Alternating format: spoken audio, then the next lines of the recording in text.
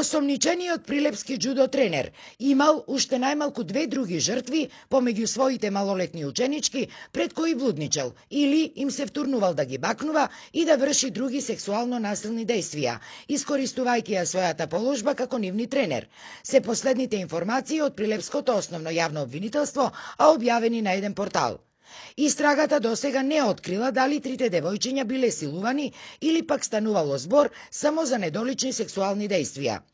Истражните органи, сомневајќи се дека бројот на сексуално злоставувани девојчиња можно е да е и поголем, но заради срам или страв, тие сега се плашат да раскажат што се им правил нивниот тренер, истрагата ја продолжуваат со уште поголем интензитет.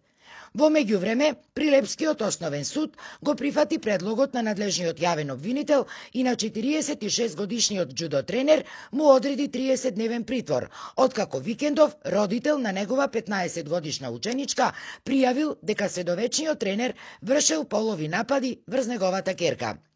Во соопштението од Прилепското обвинителство стои дека осомничениот како тренер по џудо од април до ноември 2020 година во Прилеп и на други места заради задоволување на полови страсти со злоупотреба на својата положба извршил полови дејствија врз деца кои наполниле 14 години, ученички кои му биле доверени заради тренирање и воспитување.